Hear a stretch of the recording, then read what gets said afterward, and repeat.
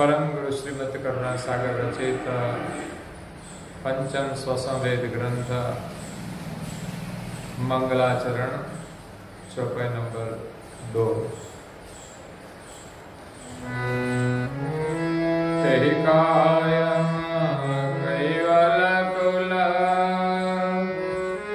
एकल मलय रसो अति परम पर सर्व सिर पद सदपरसो।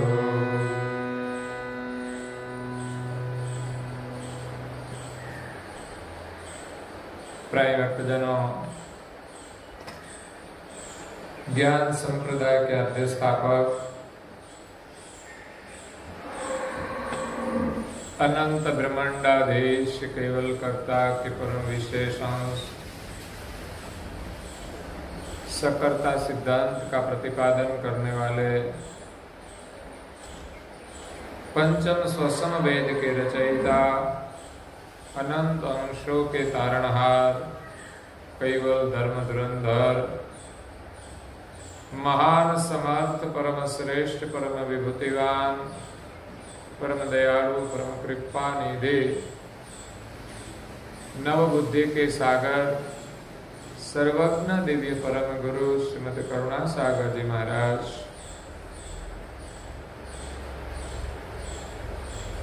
विश्व भर के मनुष्य तनुधारी चैतन्य जीवात्माओं को संबोधन करते हुए स्वरचित पंचम सुसंवेद ग्रंथ में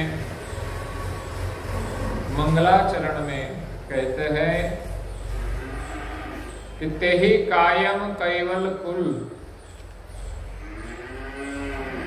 एकल मल अरसु। सर्जनहार ने इस सृष्टि की जो रचना की है सोहंग रूपी करुणा से, सोहंग इस सर्जनहार का जो परम प्रकाश है और परम प्रकाश में सर्जनहार की जो सजान जान व्यापक है, वो सोहंग प्राण सम है। इस सम स्वरूप सोहंग से ओहंग प्राण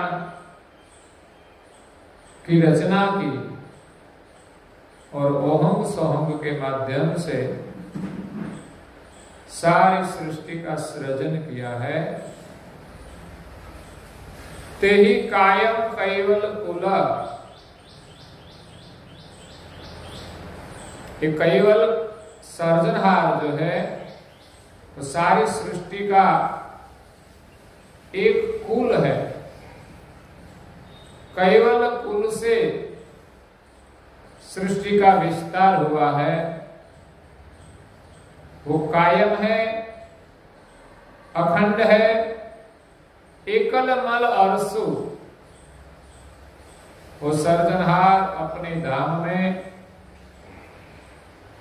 अंतरिक्ष में अकेले विराजमान है। इस सृष्टि में सर्जनहार के अलावा कोई नहीं था। पृथ्वी जल अग्नि वायु आकाश सूर्य चंद्र ब्रह्मा विष्णु महादेव शक्ति और निरंजन, इस सृष्टि में कोई नहीं थे। तब सर्जनहार ने अपने शुद्ध संकल्प से इस सृष्टि का सृजन किया।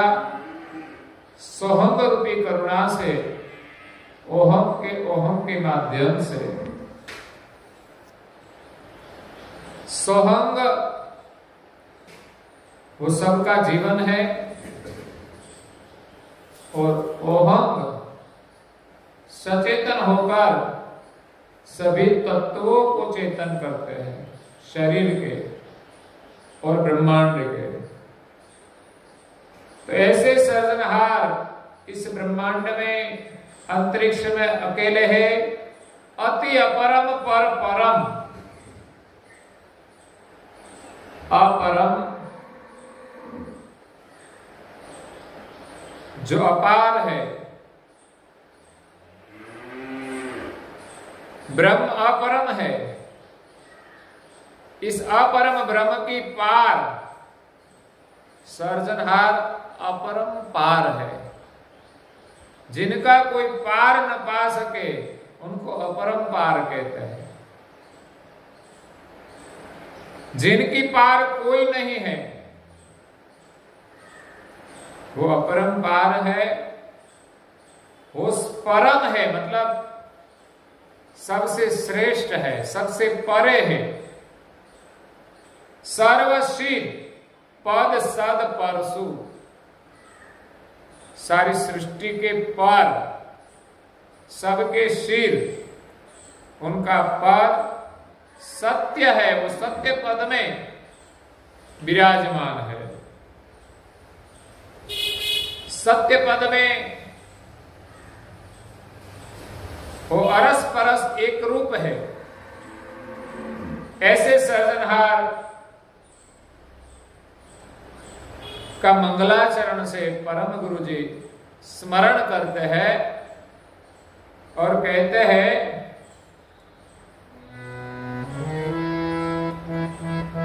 तयो जयो जयो कल सकल सामृत कर तारन, वसरन पुरुषत्व अनंतयांत विनु असंख्याय पारन।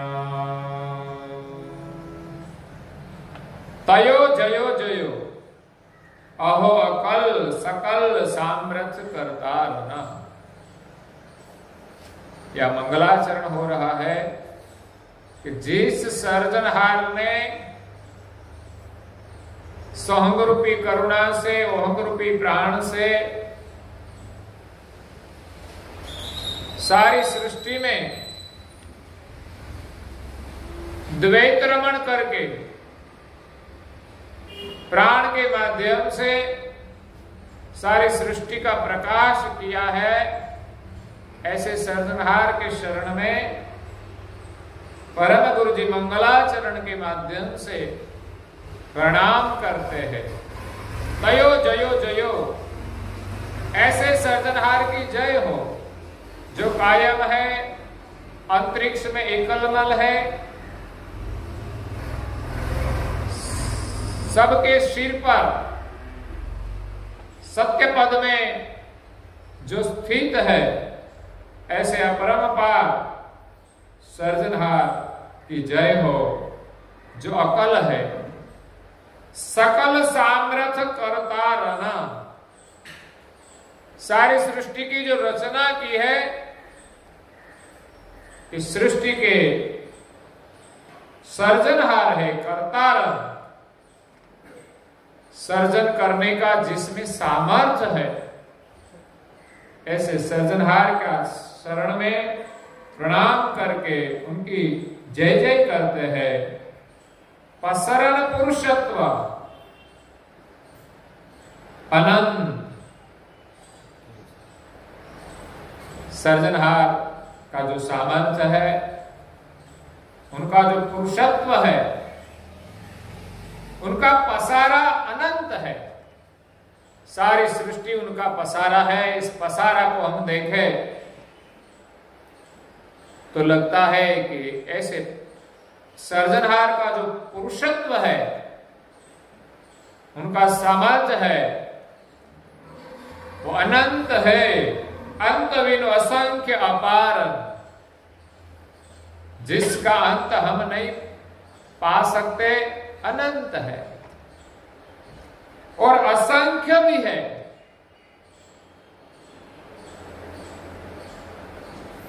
इस ब्रह्मांड की रचना की है, लेकिन किसी ने पार नहीं पाया।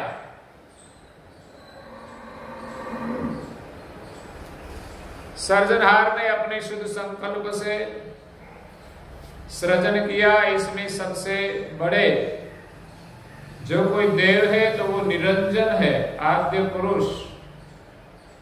वो भी सृजनहार की खोज में गए लेकिन पार नहीं पाया। अंत में तो वो भी एक अद्वैत ब्रह्म के लक्ष्य में स्थित हो गया कि इस ब्रह्मांड में एक ब्रह्म के सिवा और कुछ है नहीं। पांचवें मुख से सृजनहार का ज्ञान सुनते हुए भी कालांतर में निरंजन पुरुष भी एक ब्रह्म के सिद्धांत में स्थित हो गया कि इस ब्रह्मांड में एक ब्रह्म के अलावा और कुछ नहीं है। ब्रह्म का अंत नहीं पाया, और ब्रह्म का अंत नहीं पाया तो सृजनहार का भी अंत नहीं पाया। इसीलिए परम गुरु जी कहते हैं कि वो अनंत है। तीन देव, ब्रह्मा, विष्णु और महादेव, उसने भी ब्रह्मांड की परिक्रमा की।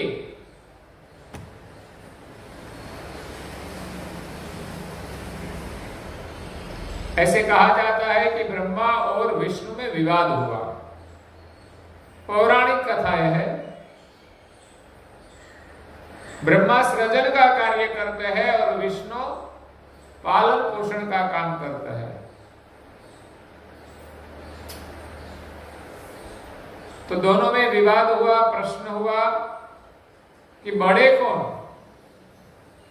ब्रह्मा जी कहते हैं कि मैं बड़ा। क्यों? सृजन का कार्य मेरा है, सृजन के बिना तो कुछ हो ही नहीं सकता। तो विष्णु ऐसा मानते हैं कि बड़ा मैं हूं, क्योंकि पालन पोषण करने का काम महत्व का है। सृजन तो हो सकता है,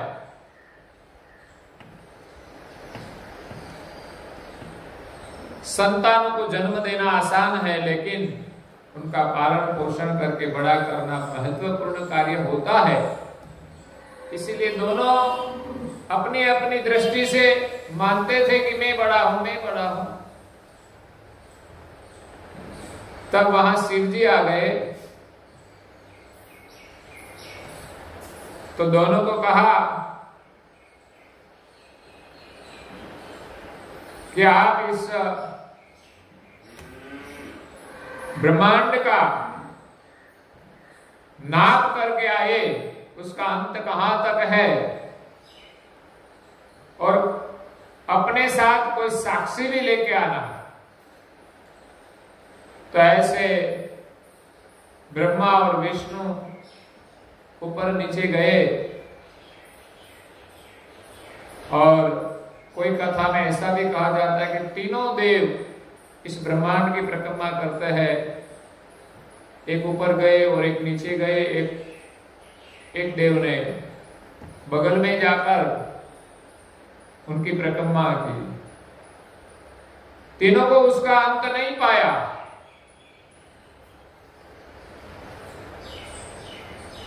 लेकिन बीच में गौवा मिली और एक फूल भी मिला। तो कहा कि आप हमारे साथ चलो और कहना कि मैं सृष्टि के अंत तक पहुंच गया हूं, ऐसी साक्षी देना। पहले तो ना कहते हैं, लेकिन बाद में मान जाते हैं गौवा, और शिव जी के आगे आकर वो साक्षी देते हैं। लेकिन वो सब तो झूठा था, किसी ने अंत नहीं पाया था। वो तो सब बीच में से जो मिला उनको साक्षी लेकर आए। तो इस प्रकार कहा जाता है कि तीन देव ने भी इस ब्रह्मांड का पार नहीं पाया। ऐसी सृजनहार की रचना अनंत है, अपार है और असंख्य है। ब्रह्मांड की रचना में कोई गिनती करे कि इस ब्रह्मांड में कितने अंश होंगे, कितने शरीर होंगे किसी को पता नहीं। 84 लाख प्रकार तो है, लेकिन एक एक प्रकार में कितने शरीर है, इसमें कितने अंश है, किसी को पता नहीं। इसलिए कई रचना इस प्रकार की है कि उसकी संख्या की भी गिनती नहीं हो सकती। तो ऐसे सर्जनहार है, उनके शरण में परम गुरु जी मंगलाचरण के माध्यम से प्रार्थना करते हैं और आगे कहते हैं, विविधिवात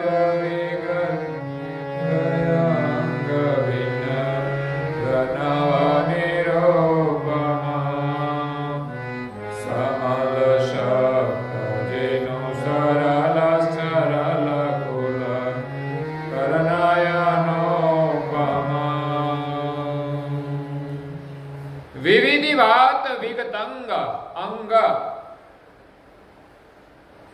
भिन्न ब्रनव निरूपम।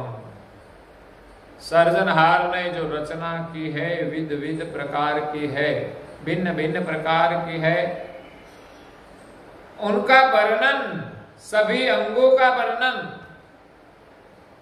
भिन्न ब्रनव निरूपम। परम गुरु जी कहते हैं मंगलाचरण में कि मैं इस ग्रंथ में उनका निरूपण करूंगा। समल शक्त जिनु सरल चरल, जिस सर्जनहार की शक्ति समस्त ब्रह्मांड में सरलता पूर्वक सम्मिलित है और चरल मतलब अचल है, कुल करण अनुपम, सारी सृष्टि की जो रचना की है जो अनुपम है, उनका वर्णन परम गुरु जी इस ग्रंथ में करेंगे। इस मंगलाचरण के माध्यम से इतना ही कह दिया कि सृष्टि की रचना विविध प्रकार की है। जब हम इस ग्रंथ को श्रवण करेंगे तब पता चलेगा कि सर्जनहार ने किस प्रकार की रचना अद्भुत की है। ऐसे तो हम देखते हैं कई प्रकार के पेड़ हैं और इनके पत्ते जो अलग अलग प्रकार के हैं, सभी पेड़ पौधे के पत्ते भिन्न भिन्न है। किसी के फूल तो किसी को फूल नहीं है, किसी को कांटे हैं, और जिनके पर फूल है उनका कलर, उनका आकार भी भिन्न भिन्न है। कई प्रकार के पेड़ पौधे के जो फल आते हैं, इस फल का आकार भी भिन्न भिन्न है, उनका स्वाद भी भिन्न भिन्न है, उनका रस गुण जो है वो भी भिन्न भिन्न है। विविधता का कोई पार नहीं पा सके, ऐसी विविध रचना की है। ऐसे मनुष्य में देखा जाए तो भी कई प्रकार की विविधताएं हैं। प्राणियों में देखे तो भी विविधता दिखाई देगी, पशुओं में देखे तो विविधता है। इस ब्रह्मांड की रचना देखे, सूर्य चंद्र तारा जो नभ बनाया है अद्भुत है। आगे कहते हैं, हिरण्यगर्भय जय मारया दयानो अचर चराचर निर्मयो सृष्ट उत्कृष्टया पदिनो सकल परापर। इस सृष्टि की रचना की है हिरण्यगर्भ, अज अमर आद्य अणु अचर चराचर।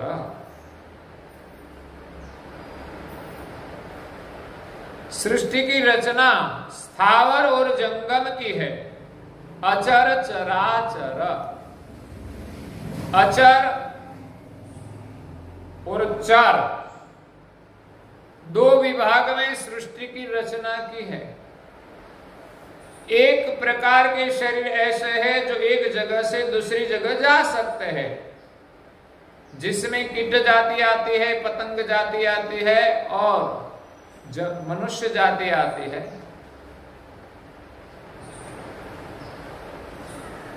जिनको अचर कहते हैं, जो विचरण नहीं कर सकते वो अचर है। जो एक जगह से दूसरी जगह विचरण करते हैं वो चर जाति है, जंगम जाति है। विचरण करे उनको चर कहते हैं, जंगम कहते हैं। और जो विचरण नहीं करते ऐसी जो वनस्पति जाति है वो अचर है। जो स्थावर कहते हैं, स्थावर यानी स्थिर, जहां उदित होती है वहां ही रहती है और वहां ही उनका अंत होता है। वो किसी की चोरी करके भाग नहीं सकती, जहां है वहां रहते हैं। कोई उसको काटने के लिए आए तो भाग नहीं सकती, जो करे सो। उनके भाग्य में जो निर्माण हुआ है वही होगा। इसलिए सर्जनहार ने हिरण्यगर्भ रचना की है। स्थावर जंगम दो प्रकार के शरीर तो बनाए, लेकिन एक शरीर से दूसरा शरीर का निर्माण जो हो रहा है, सृष्टि के आद्य में तो 84 लाख प्रकार के शरीर बनाए। बाद में सर्जनहार ने कुछ बनाने की जरूरत पड़ती नहीं, क्योंकि सभी के शरीर में हिरण्यगर्भ रचना है कि एक शरीर से दूसरा शरीर उत्पन्न होने की प्रक्रिया इस एक शरीर में बनाई है। जैसे एक पेड़ पौधा है, उनको फूल लगता है, उनको फल लगता है, और इस फल में इस पेड़ पौधे का बीज होता है जो दूसरा पेड़ पौधा बनता है। नहीं तो सर्जनहार ने 84 लाख प्रकार के शरीर बनाए, लेकिन उसका अंत आ जाए तो दूसरा सृष्टि का विस्तार नहीं होगा। लेकिन सर्जनहार ने रचना हिरण्यगर्भित बनाई है। हिरण्यगर्भ एक से दूसरा बीज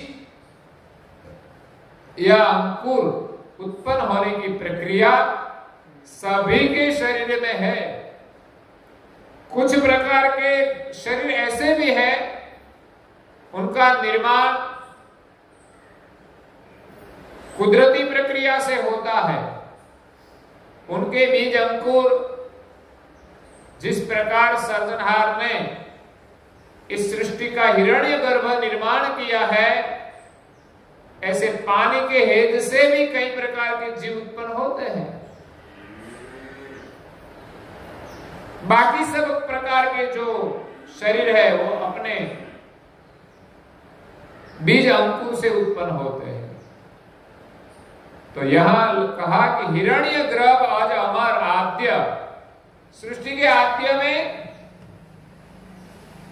इस उत्पत्ति करने के लिए एक शरीर से दूसरा शरीर, ये सभी शरीर हिरण्यगर्भ बनाए हैं।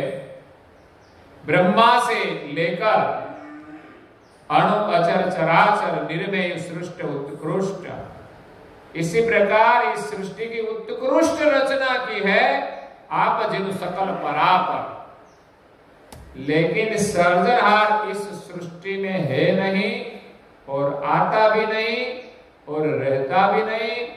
वो हमेश के लिए सृष्टि की रचना से पर है, सकल परापर, परा पर। ऐसे तो कहा जाता है कि परा एक वाणी भी है, लेकिन सृष्टि की जो रचना है सभी उनके पर रहते हैं। एक सिद्धांत है कि सृष्टि की रचना करने वाला कभी उनकी रचना में होता ही नहीं। यहां भी हम देखते हैं कि कोई चीज कोई व्यक्ति बनाती है, इस चीज के अंदर बनाने वाली व्यक्ति होती नहीं, उनसे अलग होती है। और जो चीज बनाई है, इस चीज से बनाने वाला की पहचान होती है कि बनाने वाला कैसा है। जैसे सब प्रकार की चीज जो स्थूल है वो यहां बनती है, सर्जनहार ने उनका निर्माण किया है, हिरण्यगर्भित रचना की है, इसलिए बन सकती है, नहीं तो मनुष्य भी कोई चीज बना सकता नहीं। लेकिन बनाने वाला उनसे अलग होता है।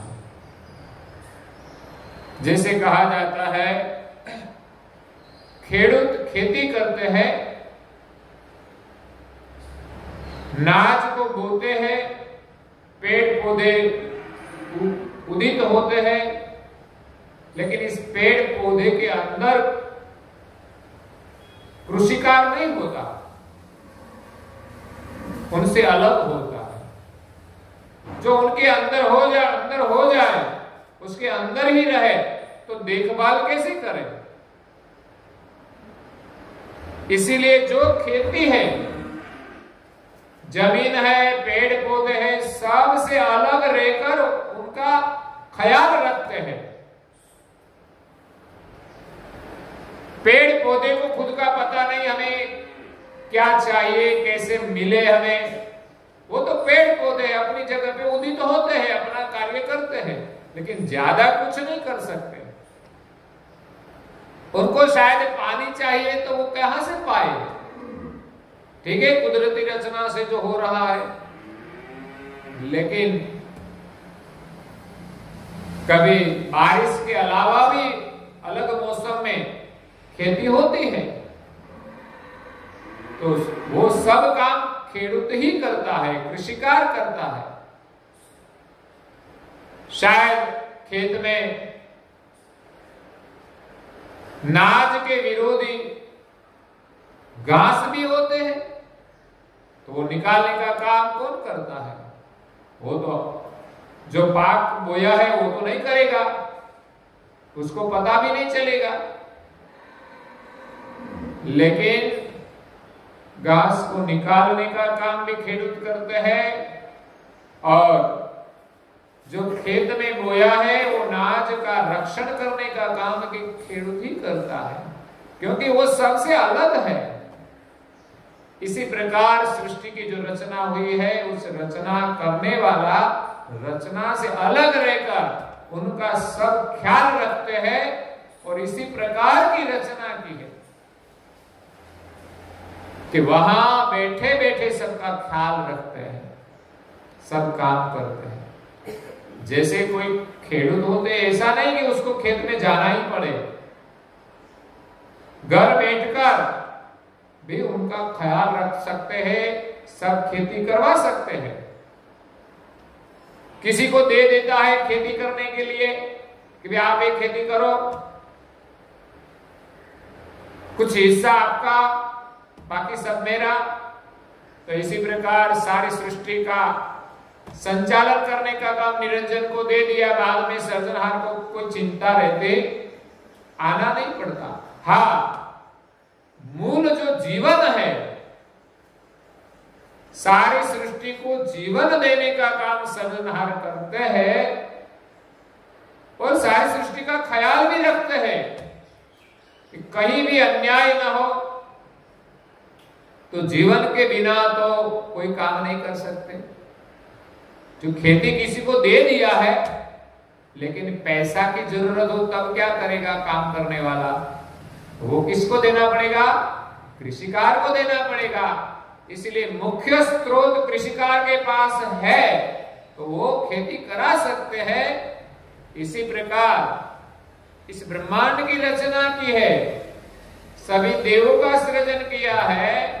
वो सब देव अपने अपने स्थान पर अपना काम करते हैं, लेकिन सर्जनहार सबसे न्यारा है। वो सब के पास अपने अपना काम कराते हैं, सबको जीवन देते हैं। तो यहां परम गुरु जी ने कहा कि सृजनहार सबसे पर है। ऐसे तो कई दृष्टांत दिए हैं। कुम्हार जो मिट्टी के बर्तन बनाते हैं, तो कोई बर्तन के अंदर कुम्हार नहीं होता, छोटा हो या बड़ा, इस बर्तन के भीतर नहीं होता, बर्तन से अलग होता है। बर्तन को कुछ पता नहीं, लेकिन मोल तोल सब कुम्हार जानता है, उनका उपयोग जानता है, उनकी कीमत भी जानता है। इसलिए बनाने वाला, जानने वाला अलग है। यह सर्जनहार भी सबसे अलग है, एक ही है। संसार में तो बहु प्रकार के भगवान की मान्यताएं हैं, वो सर्जनहार नहीं है, लेकिन सभी देवताएं हैं। देवताएं के पास विभूतियां है, इसलिए भिन्न भिन्न प्रकार के विभूति लेकर यहां आते हैं, कुछ काम करते हैं। तो हमसे बड़े हैं, इसलिए हमें ऐसा लगता है कि यही भगवान है, लेकिन सृष्टि का सर्जन करने वाला सर्जनहार इस सृष्टि में है नहीं, आता भी नहीं और मिलेगा भी नहीं। वो तो सृष्टि से न्यारा है। उनका संदेश लेकर परम गुरु जी यहाँ आए हैं, उसका वर्णन इस मंगलाचरण में करते हैं। सारांश में विस्तार से तो इस ग्रंथ के अंदर करेंगे, वो हम श्रवण करेंगे, तब उनकी पहचान होगी कि इस ब्रह्मांड की रचना करने वाला कौन है और किस प्रकार रचना की। तो उसका वर्णन हम आगे कल सुनेंगे और आज के प्रवचन को यहाँ विराम देते हैं।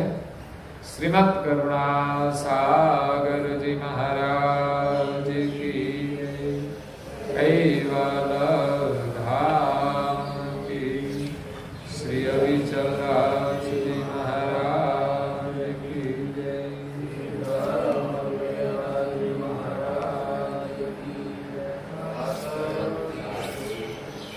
सत्य साई